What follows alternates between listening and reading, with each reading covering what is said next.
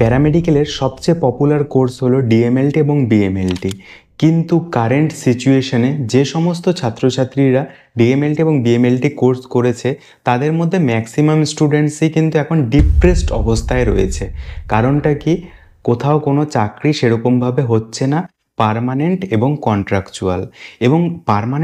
Contractual বাদ দিয়েও private সেক্টরে কিন্তু ডিএমএলটি কোর্স করার পরে অ্যাজ এ ফ্রেশার্স খুবই কম টাকা স্যালারি দেওয়া হচ্ছে বিভিন্ন প্রাইভেট ল্যাবগুলোতে। তাই ম্যাক্সিমাম স্টুডেন্টসরাই কিন্তু এই ডিএমএলটি কোর্সটা করার পরে বর্তমান সিচুয়েশনে স্যাটিসফাইড না হওয়ার পিছনে এবং চাকরি না হওয়ার পিছনে কিন্তু অনেকগুলো কারণ রয়েছে। তো আজকের এই ভিডিওতে কমপ্লিট অ্যানালাইসিস করব যে ডিএমএলটি কোর্সে কেন চাকরি নেই, এত পপুলার কোর্স হওয়া সত্ত্বেও এত ল্যাবরেটরিতে প্রয়োজন ল্যাবরেটরি টেকনোলজিস্টদের, তবুও কেন ডিএমএলটি এবং বিএমএলটি কোর্স করে বর্তমানে সিচুয়েশনে অনেকেই তোমরা দেখবে যারা ভিডিওতে কমেন্ট করে যে ডিএমএলটিতে 5,000 টাকা 6,000 টাকা স্যালারি দেওয়া হচ্ছে, স্যালারি নেই, প্রাইভেট সেক্টরে চাকরি নেই, গভর্নমেন্টের রিক্রুটমেন্ট নেই। তো কেন হচ্ছে না সেটা নিয়ে আজকের এই ভিডিওতে আলোচনা করব। তো চলো ভিডিওটি শুরু করা যাক। নমস্কার, আমি Animesh Das, medical laboratory technologist. তো আজকের এই ভিডিওতে আমরা কমপ্লিটলি অ্যানালাইসিস করব ডিএমএলটি এবং বিএমএলটি কোর্সের গভর্নমেন্ট রিক্রুটমেন্ট, কন্ট্রাকচুয়াল রিক্রুটমেন্ট এবং প্রাইভেট সেক্টরের এই চাকরির বিষয়টি নিয়ে। লাস্ট ভিডিওতে বিকাশ মাইতি কমেন্ট করেছে, দাদা ডিএমএলটির স্যালারি স্ট্রাকচার নিয়ে একটা ভিডিও দাও, আর প্রাইভেটে তো বেশি স্যালারি দেয় না, তাই স্যালারিটা কিভাবে ইনক্রিজ করা যাবে সাজেশন দিও একটা। ঠিক আছে, সেই বিষয়টি নিয়েই আজকের এই ভিডিওতে কমপ্লিটলি আলোচনা করব। তো সবার প্রথম কথা হলো যে প্যারামেডিক্যালের পার্মানেন্ট রিক্রুটমেন্ট করা WBHRB, আমরা সবাই জানি সেটা। এবার পার্মানেন্ট রিক্রুটমেন্ট 2021-এ যে একটা রিক্রুটমেন্ট হয়েছিল সেখানটায় কিন্তু ক্রিটিক্যাল কেয়ার, ওটি, ইসিজি এবং ডিএমএলটি বা মেডিকেল টেকনোলজিস্ট ল্যাবের জন্য রিক্রুটমেন্টটা হয়েছিল। সেখানে বাকি ডিপার্টমেন্টের কিন্তু রিক্রুটমেন্ট প্রসেস হয়ে তাদের চাকরি করার 1-1.5 বছর বয়সও হয়ে গেল। কিন্তু এই ডিএমএলটি কোর্সের যে মেডিকেল টেকনোলজিস্ট ল্যাবরেটরির, সেই ল্যাবরেটরি রিক্রুটমেন্টটা কিন্তু এখনও আটকে রয়েছে। সেখানে টোটাল ভ্যাকেন্সি ছিল 633টা। সেই 633টা 2021 সালের ভ্যাকেন্সি কিন্তু আজকে 2024 সালে এসে এখনও তার ইন্টারভিউও হয়নি।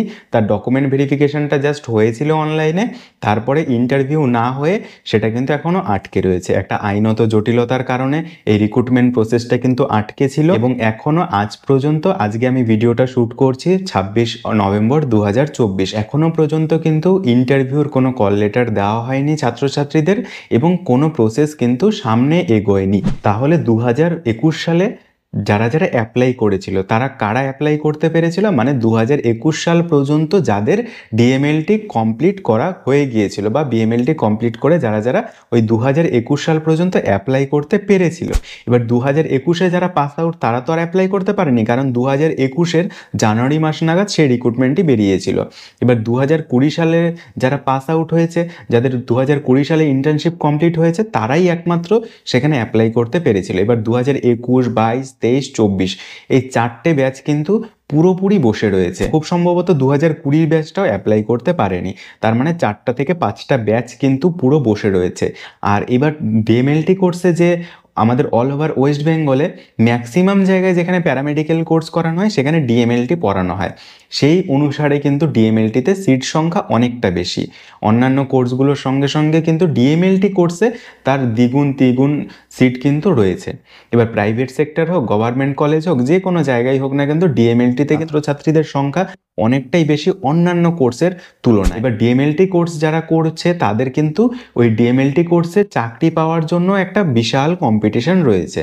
সেখানটায় চাকরি পাওয়ার সময় তোমাকে ইন্টারভিউর নাম্বার যোগ হবে, সেখানে তোমার উচ্চ মাধ্যমিকের নাম্বার যোগ হবে, ফিজিক্স, কেমিস্ট্রি, বায়োলজির নাম্বার ক্যালকুলেট হবে, তোমার ডিএমএলটি এবং বিএমএলটির নাম্বার ক্যালকুলেট হবে। যাদের ডিএমএলটি ডিগ্রি আছে তাদের ডিএমএলটির নাম্বার, যাদের বিএমএলটি আছে তাদের বিএমএলটির নাম্বার, এইভাবে নাম্বার ক্যালকুলেশন হয়ে তারপরে যে মেরিট লিস্ট হবে সেই মেরিট লিস্ট অনুযায়ী কিন্তু পার্মানেন্ট রিক্রুটমেন্ট হয়।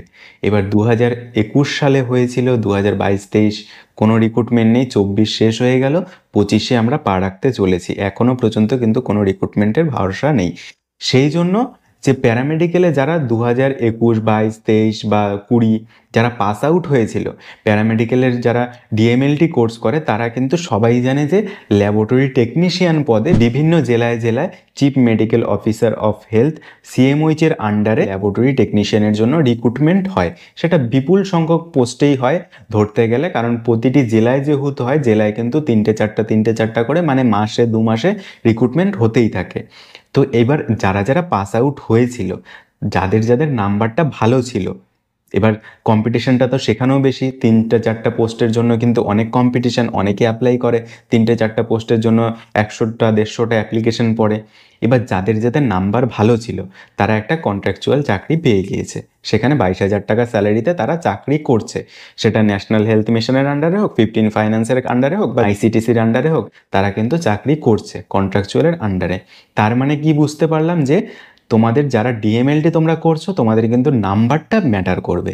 উচ্চ মাধ্যমিকের নাম্বার, তোমাদের ডিএমএলটির নাম্বার, তোমাদের কিন্তু নাম্বারটা অবশ্যই ভালো করে তুলতে হবে। তো কিভাবে তোমরা নাম্বারটা ইনক্রিজ করতে পারবে ডিএমএলটি প্রিলিমিনারি ইয়ার এবং ডিএমএলটি ফাইনাল ইয়ারে, সেই নিয়ে আমরা ডিএমএলটি টপারের সাথে রিসেন্টলি একটা ইন্টারভিউ করতে চলেছি। রিসেন্টলি সেই পডকাস্টটি আসবে চ্যানেলে খুব তাড়াতাড়ি, যে কিভাবে তোমরা যারা স্টুডেন্টস আছো, যারা ডিএমএলটি করছো এবং বিএমএলটি করছো, তোমরা কিভাবে নাম্বার ইনক্রিজ করতে পারবে, পরীক্ষায় নাম্বার বেশি তোলার জন্য কি স্ট্র্যাটেজি রয়েছে, সমস্ত কিছু নিয়ে আমরা সেই ইন্টারভিউতে আলোচনা করব। তো তোমরা অবশ্যই নেক্সট ভিডিওতেই খুব সম্ভবত এই ইন্টারভিউটা আসতে চলেছে। তো এবার তোমাদের কিন্তু এটা মাথায় রাখতে হবে যে নেক্সট কোনো রিক্রুটমেন্ট যদি বের হয় তাহলে কিন্তু তোমাদের ডিএমএলটির নাম্বারটা খুবই গুরুত্বপূর্ণ। সেই জন্য তোমাদের কিন্তু ডিএমএলটিতে নাম্বারটা অবশ্যই, তোমরা এখন যারা পড়াশোনা করছো অবশ্যই চেষ্টা করো যাতে নাম্বারটা ভালো করে তোলা যায়। তাহলে ভবিষ্যতে যখন রিক্রুটমেন্টগুলো হবে, সেটা পার্মানেন্টের রিক্রুটমেন্ট হোক, সেটা কন্ট্রাকচুয়াল রিক্রুটমেন্ট হোক, সেটা যাই হোক না কেন, তখন কিন্তু তোমাদের সেই নাম্বারটা খুবই কাজে লাগবে। এটা কিন্তু অনেকেই উপলব্ধি করতে পেরেছে, যারা চাকরি পেয়েছে, যারা কন্ট্রাকচুয়াল চাকরি পেয়েছে, তারা কিন্তু এটা উপলব্ধি করতে পেরেছে যে তাদের নাম্বারটা কতটা কাজে লেগেছে। উচ্চ মাধ্যমিকের নাম্বার, ইন্টারভিউর নাম্বার, তারপরে তোমাদের ডিএমএলটির নাম্বার, তাদের কিন্তু অনেকটাই কাজে লেগেছে। কারো যদি এক্সপিরিয়েন্স থাকে তাহলে তো তাকে আগে প্রায়োরিটি দেওয়া হয়। তো তুমি যদি বেরিয়ে বেরিয়ে একটা কন্ট্রাকচুয়াল চাকরি পেয়ে যাও, তাহলে কিন্তু তোমার এক্সপিরিয়েন্সটা, গভর্নমেন্ট এক্সপিরিয়েন্স তোমার কিন্তু বাড়তে থাকবে। তো সেই জন্য তোমরা চেষ্টা করো যাতে ডিএমএলটি বিএমএলটিতে নাম্বারটা তোমরা বেশি তুলতে পারো। তো এবার এটাও কথা যে আমি এখনই বললাম যে কন্ট্রাকচুয়াল রিক্রুটমেন্ট হচ্ছে না, পার্মানেন্ট রিক্রুটমেন্ট হচ্ছে না, তাহলে নাম্বার তুলে কি করব? তো দেখো 2021-এর যে 633টা ভ্যাকেন্সির রিক্রুটমেন্টটা ছিল, সেটা কিন্তু 2024 শেষ হতে চললো। 25-এ যদি হয় তাহলে হয়ে যাবে, না হলে 26-এ হবে, না হলে 27-এ হবে, রিক্রুটমেন্টটা কিন্তু আলটিমেটলি হবে। এবার হয়ে যাওয়ার পরে যারা এখন কন্ট্রাকচুয়ালে কাজ করছে, যারা এখন কন্ট্রাকচুয়ালে রয়েছে, তারা তো সেই কন্ট্রাক্টটা ছেড়ে দিয়ে তারপরে তো পার্মানেন্টে জয়েন করে যাবে। তাহলে তো সেই ভ্যাকেন্সিগুলো, যে কন্ট্রাকচুয়ালের ভ্যাকেন্সি ল্যাব টেকনিশিয়ানের জন্য রয়েছে, সেগুলো তো ফাঁকা হয়ে যাবে। তাহলে তোমরা যারা পাস আউট হবে, তোমরা তো বেরিয়ে বেরিয়ে পার্মানেন্ট পাবে না। যদি পার্মানেন্ট রিক্রুটমেন্ট ছেড়ে দেয় তাহলে তো সোনায় সোহাগা, খুবই ভালো। আর যদি পার্মানেন্ট রিক্রুটমেন্ট না ছাড়ে, তাহলে যে প্রতিটা জেলায় জেলায় সিএমওইচের আন্ডারে রিক্রুটমেন্ট হয়, তাহলে কিন্তু তোমরা সেই যারা চাকরি পেয়ে যাবে, চাকরি পেয়ে যাওয়ার পরে যে ভ্যাকেন্ট সিটগুলো পড়ে থাকবে, তো সেই রিক্রুটমেন্টে কিন্তু তোমরা একটা সুযোগ পাবে। সেখানটা কিন্তু অনেক চাকরির রিক্রুটমেন্ট, অনেক ভ্যাকেন্সি বের হবে। যখন এই 633টা পার্মানেন্ট রিক্রুটমেন্টের ভ্যাকেন্সি ফিল আপ হয়ে যাবে, পার্মানেন্ট রিক্রুটমেন্টটা হয়ে যাবে, কারণ এখন ম্যাক্সিমাম জায়গায় যারা কন্ট্রাকচুয়াল চাকরি করছে তারা কিন্তু ম্যাক্সিমামই পার্মানেন্টে পেয়ে যাবে, তখন কিন্তু সেই পোস্টগুলো পুরো ভ্যাকেন্ট হয়ে যাবে। তো তোমাদের কিন্তু সামনে একটা সুযোগ রয়েছে, যারা কমপ্লিট করে বসে রয়েছো, তোমাদের কিন্তু সামনে কন্ট্রাকচুয়াল জব পাওয়ার একটা সুযোগ রয়েছে। আর যারা করছো এখন ডিএমএলটি বা বিএমএলটি, তোমাদের কিন্তু সামনে একটা বড় সুযোগ রয়েছে যে তোমরা তোমাদের নাম্বারটাকে ভালো করে তোলো। তোমাদেরকে একটাই কথা বলবো, মন দিয়ে কাজটাকে শেখো, নাম্বারটা ভালো করে তোলো, একটা না একটা কিছু তো হবেই। এমন তো না যে তুমি বসে থাকবে। আর আসলো প্রাইভেটের কথা, এবার যে মেন কথাটা, লাস্ট যে কথা, যে প্রাইভেটের কথা। প্রাইভেটে কেন স্যালারি দিচ্ছে না? প্রাইভেটে 5,000 থেকে 6,000 টাকা স্যালারি দিচ্ছে, এর থেকে বেশি কিন্তু স্যালারি দিচ্ছে না। মানে একটা ছোটোখাটো ল্যাব তো সব জায়গাতেই আছে। আমি বাড়ি থেকে বেরোলে এখন মোড়ের মাথায়, পাড়ার গলিতে, যে কোনো জায়গায় ডায়াগনস্টিক সেন্টার আছে, যে কোনো জায়গায় ল্যাব আছে। তো এবার সেই ল্যাবে কিন্তু যারা DMLT pass out, state medical faculty থেকে পাস আউট করা স্টুডেন্টস, তারাও যা, যারা একটা নর্মাল 1 বছরের বা 1.5 বছরের কোর্স করা যে কোনো একটা আননোন ইউনিভার্সিটি থেকে আননোন ইনস্টিটিউট থেকে পাস আউট করা স্টুডেন্ট সবাই কিন্তু সমান, গুরুত্ব কিন্তু সবাই সমান। কারণ প্রাইভেটে তোমার ওই তুমি কত নাম্বার পেলে সেটা দেখে না, প্রাইভেটে তুমি কাজটা জানো কি না, যদি কাজ জানো, তুমি যদি কম টাকায় কাজ করো তার কাছে, তাহলে তোমাকে নিয়ে নেবে।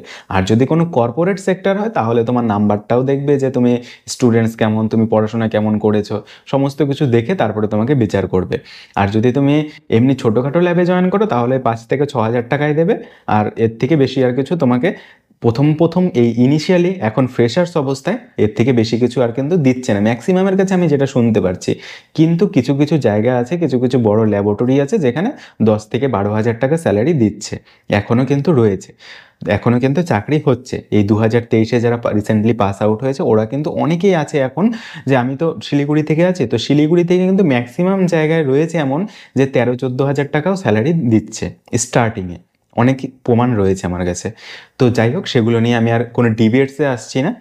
তো তোমরা যারা 2024-এ প্যারামেডিক্যাল কোর্সে ডিএমএলটিতে অ্যাডমিশন নিয়েছো, তোমরা চেষ্টা করো নাম্বারটাকে ভালো করে তোলার। প্রাইভেটের চিন্তা আগেই করো না যে প্রাইভেটে কাজ পাবো কি না, প্রাইভেটের কাজ এমনি তুমি পেয়ে যাবে যদি তোমার নলেজ ভালো থাকে, যদি তুমি এই কাজটাকে ভালোভাবে শেখো। আর গভর্নমেন্টে চান্স পাওয়ার জন্য তোমাকে একটাই কাজ, যে তোমার নাম্বারটা ভালো করে তুলতে হবে। ডিএমএলটি ফার্স্ট ইয়ার সেকেন্ড ইয়ারের নাম্বার যেন তোমাদের একদম চাঙ্গা থাকে, একদম 80% 90% টার্গেট রাখো। কারণ কোভিডের যারা ব্যাচ আছে, কোভিডের 20-21 যে ব্যাচগুলো আছে, ওই ব্যাচে কিন্তু 95% পর্যন্ত ডিএমএলটিতে নাম্বার উঠেছে। তো কম্পিটিশনটা কিন্তু তোমাদের তাদের সাথেও করতে হবে, কারণ যদি রিসেন্টলি কোনো রিক্রুটমেন্ট না বের হয়, এবার যদি রিসেন্টলি কোনো রিক্রুটমেন্ট বেরিয়ে যায় তাহলে কিন্তু সেই রিক্রুটমেন্টে তারা চান্স পেয়ে যাবে, যারা কোভিডে পাস আউট হয়েছে ডিএমএলটি, তাদের কিন্তু নাম্বারটা অনেক হাই। তো তাদের সাথে কম্পিটিশন যদি তোমরা না করতে চাও, কিন্তু এখন সেই কোভিডের নাম্বার অনুযায়ী কিন্তু এখন সেই নাম্বারটা সবাইকে দেওয়া হচ্ছে না, বিশেষ করে গভর্নমেন্ট মেডিকেল কলেজগুলোতে। গভর্নমেন্ট মেডিকেল কলেজগুলোতে কিন্তু ওই 75% থেকে 80%-এর মধ্যেই ম্যাক্সিমাম যারা টপার হয় তাদের নাম্বারটা ওই মধ্যেই থাকে। আর কোভিডের ব্যাচে যখন যারা পাস আউট হয়েছিল তাদের কিন্তু 95% পর্যন্ত ডিএমএলটিতে নাম্বার ছিল। তো এই যে হলো এই ব্যাপার, এই ব্যাপারটা তোমরা মাথায় ঢুকিয়ে রাখো, চেষ্টা করো, নিজের চেষ্টা চালিয়ে যাও, কাজ ভালোভাবে শেখো, চাকরি হয়েই যাবে। তো এবার যাদের কাজ নেগেটিভিটি ছড়ানো, তারা অলওয়েজ নেগেটিভিটি ছড়াবে। যাদের কাজ স্টুডেন্টসদের, আদার্স কোনো পার্সনকে ডিমোটিভেট করা, তারা অলওয়েজ সবাইকে ডিমোটিভেট করবে। আমি তোমাদেরকে একটাই কথা বলবো, সেলফ মোটিভেশন তোমার নিজের কাছে, সেলফ মোটিভেট হও, নিজে কাজ করো, তুমি যেটা করছো তুমি ঠিক করছো। তুমি যদি প্যারামেডিক্যাল করো তাও ঠিক করছো, তুমি যদি নার্সিং করো তাও ঠিক করছো, তুমি যদি ফার্মাসি করো তুমি তাও ঠিক করছো। তুমি যেটা ভালো মনে করছো, তুমি যেটা ভালো ভাবছো, তুমি সেটাই করছো, এবং তুমি সেই লক্ষ্যেই কিন্তু এগিয়ে যেতে পারবে। তো চলো আজকের ভিডিওটা এখানেই শেষ করছি, একটু বেশি জ্ঞান দেওয়া হয়ে গেল। দেখা হচ্ছে একটা নতুন ভিডিওতে। Thank you.